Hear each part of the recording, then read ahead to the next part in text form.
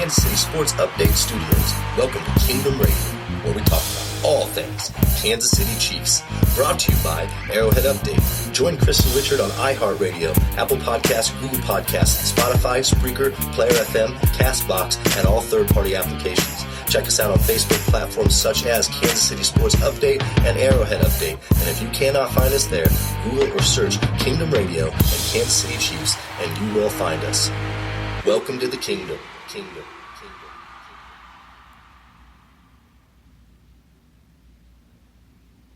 How are we doing, Chiefs Kingdom? It is Thursday, June 27th. And we have a lot to talk about here tonight on Kingdom Radio. And with me, as always, our senior NFL analyst, Chris Chavez. How are we doing this evening, Chris? I'm doing fantastic, well-rested. And yourself? Couldn't be better. And hey, look, Chiefs Kingdom, me and Chris took a week off here, and we were both on vacation. Chris went to San Diego. I went to Colorado, and we both hiked all over. You know, I hiked the top of the Rockies the last few days, and Chris has been trucking all around San Diego. How was your trip, Chris? Did you enjoy yourself? It was fantastic. Went to a training and won a steps challenge during that entire time. It was fantastic. And that's great. That's great. I actually completed the Royal Arc Trail, which is a pretty hard trail here in Boulder, Colorado, and it was a lot of fun. A lot of fun. So, Chiefs Kingdom, I kind of wanted you all to get an idea of why we've been absent here the last week or so. But, look, we need to take some time off from the broadcast, and let's face it, here in Chiefs Kingdom, you know, it's kind of dead time for the football season. So we're going to hop right into this tonight with our first segment, which is the most underrated offensive player in Kansas City Chiefs history. And Chris Chavez, I'm going to let you take off with your pick on who your most underrated player is ever. So go ahead and jump into it and tell us what you got. Thank you. All right, so my player that I identified was drafted by the Kansas City Chiefs in the 5th round of the 1996 draft. And in the 4 years that he played for Kansas City, he saw game time. He only started one game his third and fourth seasons with us and never really made much of a contribution. His last season with us is when he had 35 catches, over 500 yards total. When with us, he never really did very much. He went to his next team and absolutely tore up the league for the next 3, 4, 5 seasons. So who are we talking about, Chris? And that player is going to be Joe Horn. Nice. Joe Horn. A lot of guys don't even know that Joe Horn was on the Chiefs roster prior to playing for New Orleans. And Joe Horn was a Marty Schottenheimer guy. And I never even, prior to finding out that he had been drafted by the Chiefs, I never even knew that he played for him. And I don't know where the heck I was during that time frame, but I completely missed it. But with New Orleans, the guy was putting up 1,300, 1,200, 1,300, almost 1,400 yards, and led the league in catches, I think once or twice there. Dude made the Pro Bowl 4 years. 3 years running in 2000, 2001, 2002, and then he missed in 2003 but came right back in 2004. And it's crazy how great of a career Joe Horn actually had.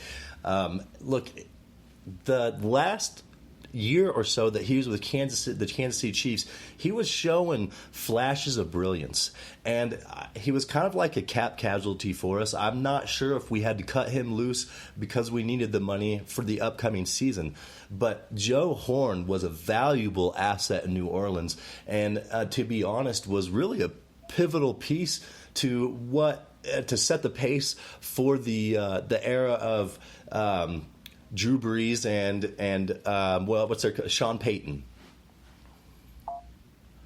And now look, that was obviously before their time, but that's really when New Orleans started to turn that page. Yeah, he helped to make New Orleans relevant because prior to that they had really been nothing. And I really wish that we had kept him because through the 2000s, 2001, and so on, I mean, who did we have to throw the ball to? We brought in Andre Rison one year. We had Eddie Kinnison, who, I think he was very overrated. Joe Horn, I think, would have been a much more valuable wide receiver for us, especially with him being able to put up 1,400-yard seasons. Yes, and he was that grinded out type of receiver, a very physical. He was kind of more of a smaller body. I wouldn't say a small guy, but he wasn't exceptionally big. And yeah, we brought in Andre Rison after him, but I feel like if we would have just stuck it out with Joe Horn, he really wasn't being utilized right in the Kansas City system. So with that, look, that's a great choice, Chris. Like, I really, really enjoy that because, like you said, you had forgot about Joe Horn, and a lot of us had until you brought his name up. It kind of slipped my memory as well. And I feel like that I have an offensive player that kind of complements that as well, who is in the same era as that. And look, I want to touch base on my most underrated player is Kimball Anders. Our fullback who had a 9-year career with the Kansas City Chiefs. And we're talking about a man who protected running backs such as Christian Okoye, Barry Word, and Marcus Allen. And here was the pivotal point, for Kimball Anders was Greg Hill. It was either Greg Hill or it was Kimball Anders, which was a huge mystery to me because it seemed clear as day to go with Kimball and not Greg Hill. And so kind of tell me about that, Chris. Do you remember Greg Hill? That's kind of another name that Chiefs came kind of threw on the back burner as well as Kimball Anders. But don't you think that Anders was a bigger talent than Hill? Absolutely. Greg Hill who? Right. And that's the thing. Keep going. Kimball Anders had been there all throughout the 90s, and he'd been there a very consistent lead back for our running backs. And like you said, for all of the big names that we had back there at running back, he was bulldozing guys over and leading the way for them. And to have a guy like that, as well as the offensive line that we had during those time periods, was tremendous. And it really was. And look, when we think about Kimball Anders, when that man touched the ball, huge things happened. Whether it was out of the backfield or a receiving threat, because we're talking about a man who never really. He started a few games in his career in 2009, before the. Or 1999, before the Achilles injury that ultimately ended his career. But before that, in his 9-year career as a backup and a fullback, I can't say backup because he was a backup running back as well as fullback, he had 5,000 all-purpose yards and 18 touchdowns. And look, those are huge numbers for a fullback. Look at Anthony Sherman. He has 1 receiving touchdown in his career. We're talking about a fullback who has largely eclipsed that. I believe he had like 10 or 11 receiving touchdowns in his career. But that man also. Go ahead. What are you finding out there? Sorry, I was just saying he had nine receiving touchdowns. 9 receiving touchdowns. And look, this was a man that had a juke step that couldn't be touched. And if you all don't remember just how agile Kimball Anders is, when you get off here, go to YouTube or somewhere and look up, Kimball Anders and actually watch what this man brought to the table. Because I'm telling you, this man had enough talent to be a starting running back in this league.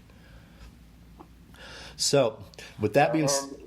Like you had mentioned, his receiving ability was tremendous. He had a season in '94, 67 receptions. That's almost unheard of for any running back in that era. And especially a fullback. Keep that in mind. When I kind of made a mistake saying he was a backup because he was never a backup. He was the fullback. But for a fullback to have that kind of production is just out of this world. So that is our segment for the most underrated player in Chiefs history, and we're going to move on to our next segment here, which is kind of a touchy piece, and I'm going to lead us right into this one because I'm just going to go ahead and say it. Kevin Kietzman, you buried your career with a few short statements. And with that being said, I just want to say that you never talk about a man's family. You never talk about a man's kids and his way to raise his kids, because no matter if it transfers onto the football field, I'm not even going there because I will never say that, and that is there's nothing that should be discussed. But here's my thing, Kevin, when you touch base on something that is that touchy, and then you talk about a man's boys, even if you were just talking about one, the other scenario is such a bad situation, and you didn't even clarify what you were talking about. You assumed people would understand, and you put something in a context that puts yourself in jeopardy. You touched base on something that you never should have, and then you knew that because it was such a touchy scenario that you had to word it exactly right. And that is not what you did. You put yourself in a vulnerable situation. You spoke about something that was completely out of line. And then Chiefs Kingdom took it out of context, which is your fault, Kevin Keitzman. You should have never even gone there. You know that. Shame on you. So, Chris, what do you think of Kevin Keitzman really burying his career over a few short statements that should have never come out of the man's mouth? It was a train wreck of bad decisions on his part. Never should have gone there in the conversation, never should have said what he said, nor worded it the way that he worded it. It was absolutely wrong in every way, shape, or form. Yes, and I feel like with a subject like that, when you leave a gray area like he did, to let people assume, what everyone did, that was his fault. That is what clearly got him taken off the air and banned for life. And I think it was a great move by 810 Radio Sports. And I will have to say that, Kevin, you're the most hated man in Kansas City right now. And to be perfectly honest with you, you did it to yourself. And I don't exactly feel bad for you. So I want to touch base on that. But we're going to move on from that subject because, Kietzman, you buried your career. So with that, we are going to move on. This is the No Look Pass, brought to you by Sean and Keogh Music Solutions, providing everything from simple background audio to complex creative audio pieces. Bring your project to life with Sean and Keogh Music Solutions. All right, this is the No Look Pass. Chris, I always love doing the No Look Pass with you. This is our chance for us to kind of stump each other and see where our knowledge is with Chiefs football and not be a script. I want to pick your brain and see where your football knowledge is. And this is brought to you by Sean and Keogh Music Solutions. Check him out on SoundCloud.com/Sean and Keogh, or also check him out on Facebook. So, Chris, my no-look pass for you tonight is, who were the two Chiefs tight ends during the Joe Montana era for the Kansas City Chiefs? I want to say Emil Harry and... oh, geez, the other name is escaping me right now. But for some reason, I want to say Douglas, but Douglas was a wide receiver. So, I'll have to say, we're not on the same page here, and I think I stumped you this time, Chris. But I will say, when I tell you these two names, you're going to be like, oh, yeah, how could I overlook it? But it's like a Kimball Anders and a Joe Horn. So both of these two Chiefs tight ends, one was Keith Cash, and the other one was Jonathan Hayes. Oh, it was Hayes. Yeah. And Keith Cash, man, that brings back the memories out there. You're right. That I can't believe I forgot those names. Hey, and here's the thing too: is when we think of Keith Cash, we also remember when his brother Kerry Cash played for the Raiders, and that we played each other. That was always an awesome time because they were both really great tight ends in the league, and they only came together in the AFC West for that one season. Yeah, that was a good time too. All right, so let's hear your no-look pass. Where are we at? All right, so this one's purely hypothetical, but if you could witness a 12-hour conversation or coaching experience between any two players, one being a former chief and one being a current chief, who would it be? Oh, wow. Boy, that's such a good question. Because when I think about it just off the top of my head, I could think of two different sets of players that I, could really, really hone in on this. And I'll tell you what, we're gonna go with Lenny Dawson and Patrick Mahomes, because when I look at Patty Mahomes, we have a Super Bowl caliber quarterback who learned so much underneath an Alex Smith. But you bring in a man such as Lenny Dawson, who is a Super Bowl winning quarterback for the Kansas City Chiefs, who also, mind you, Kansas City, I'm going to drop you a bit of Chiefs knowledge here. When Lenny Dawson was the quarterback of the Kansas City Chiefs, he would get off of practice and then he would go into Channel 9 News and he would do the sports reel. Lenny Dawson was the man who started reporting sports in Kansas City, and it has held true, to this day. And my thing is when you have such a brilliant mind like Lenny Dawson's, and somebody who was highly underrated and came to the Chiefs towards the end of his career, the man lit up the scoreboard for that era. And I feel like with his football knowledge and his everyday knowledge and how he navigates life, I feel like that complements Patrick Mahomes really well and could just escalate Patrick Mahomes' career even more. So I feel like that would be my number one pick, Chris. Okay. So, because you said that there was another one, I'm just curious, what was your other combo? I think what I would have loved to see is Derek Thomas and Justin Houston. When we drafted Justin Houston, if we could have had Derek Thomas there to have him under his wing, could you imagine how crazy good that would have turned out for Justin Houston's career? Absolutely. So, and I was thinking like Derek Thomas, Frank Clark, and I was thinking Joe Montana with Mahomes. I like where you're going, though. I like the mindset. And hey, both of your picks are on key too. And my thing is Frank Clark seems to be pretty honed in on what he's doing. And even look, if Derek could have got to him early, if Derek could have got to Houston early, like I feel like, that would be the ultimate. Let's say Derek Thomas is a coach now. That'd be the ultimate coach-player experience. Could you imagine if Derek Thomas was the linebacker coach of the Kansas City Chiefs right now?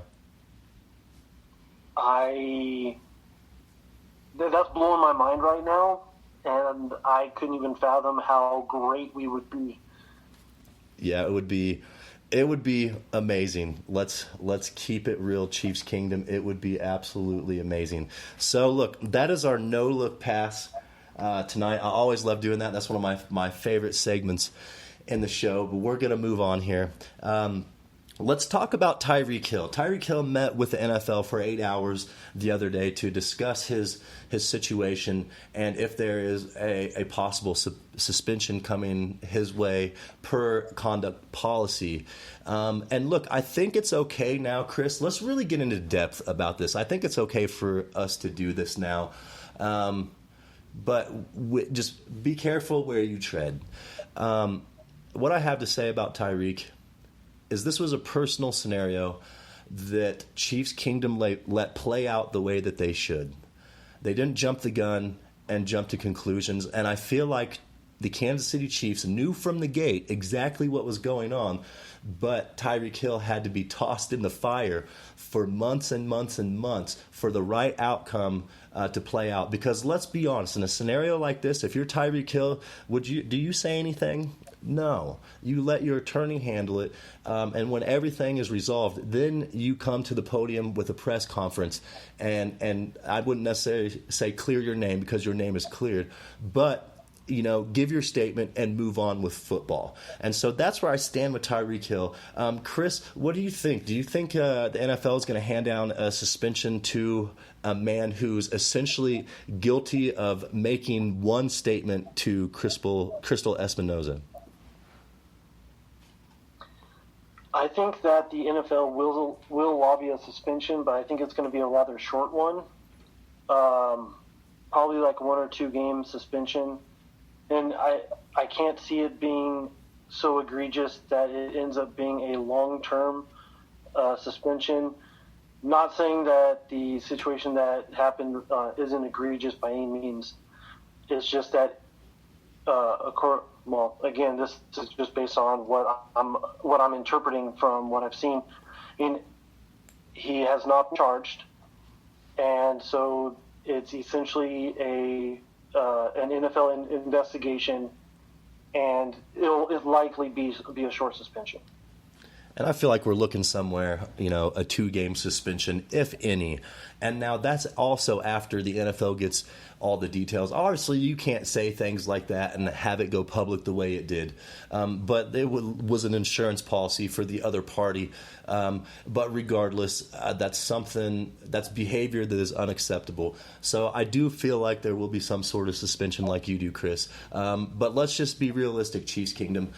I feel like in this scenario, we should just be happy of the result and then also happy that the suspension is handed down in the beginning of the season. So I'd hate to have Tyreek Hill suspended, midway through the season, or in the playoffs. It would be a whole Kareem Hunt issue again, and I'm glad that we're not going to go through that. So get it out of the beginning of the season and then move forward. Yes, absolutely.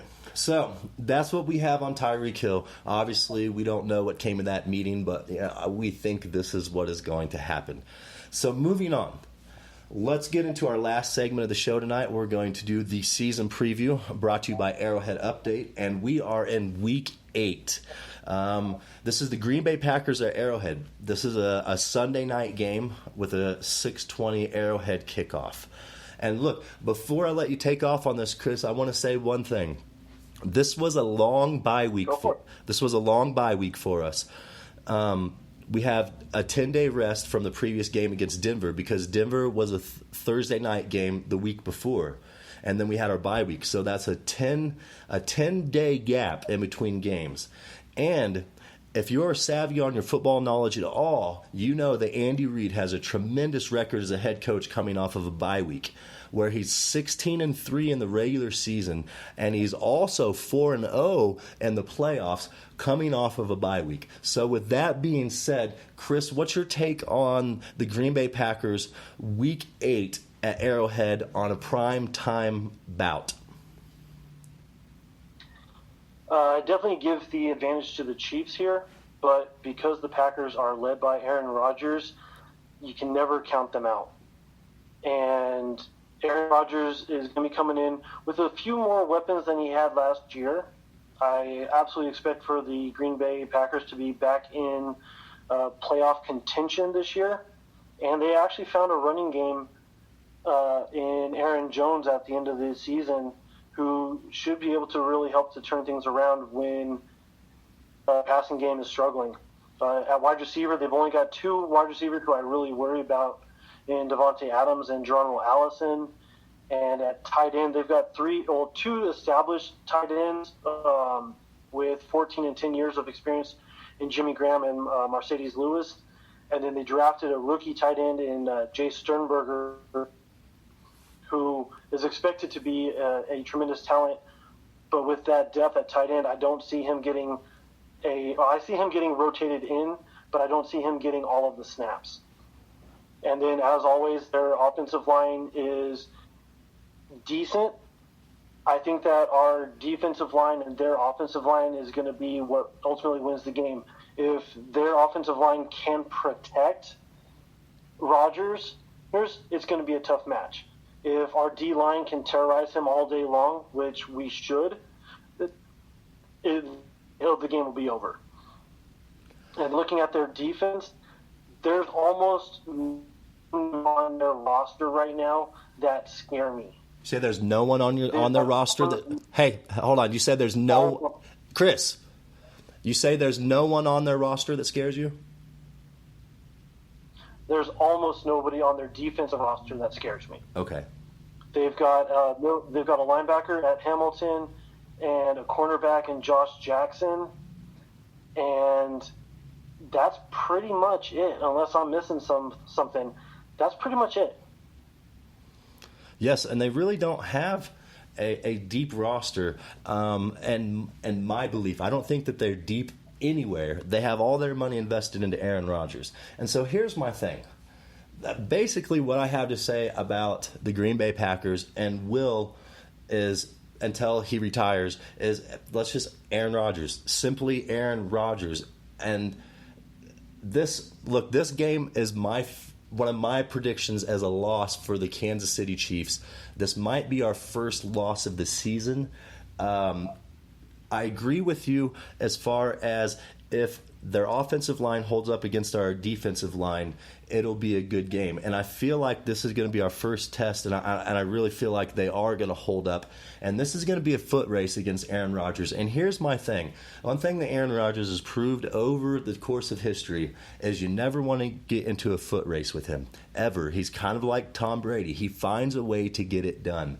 And with that being said, and the weapons they have around that, you said they brought in Mercedes Lewis, correct? Yes, they did. And so I feel like Mercedes Lewis is going to be one of the players that we really have to look out for, because he's the guy that can sneak out into the open flats and really burn us. Do I think that it's going to happen? Yes. Do I think it can go either way? Yes. And I guess that's why my prediction is this is the Chiefs' first loss of the season, is because it really can go either way. And I don't want to.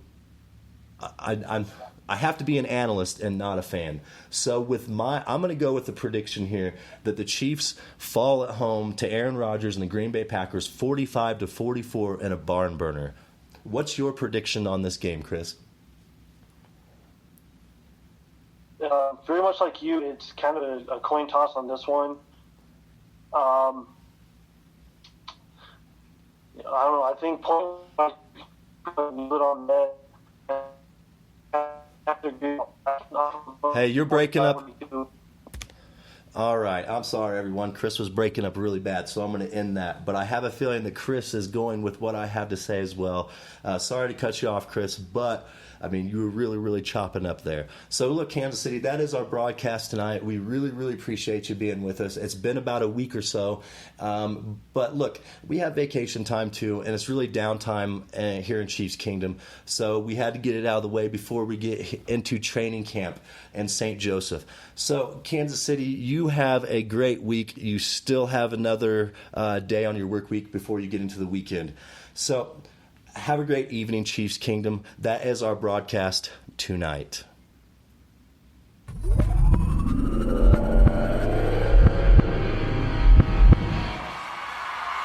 From the Kansas City Sports Update Studios, welcome to Kingdom Radio, where we talk about all things Kansas City Chiefs. Brought to you by Arrowhead Update. Join Chris and Richard on iHeartRadio, Apple Podcasts, Google Podcasts, Spotify, Spreaker, Player FM, CastBox, and all third-party applications. Check us out on Facebook platforms such as Kansas City Sports Update and Arrowhead Update. And if you cannot find us there, Google or search Kingdom Radio and Kansas City Chiefs, and you will find us. Welcome to the Kingdom.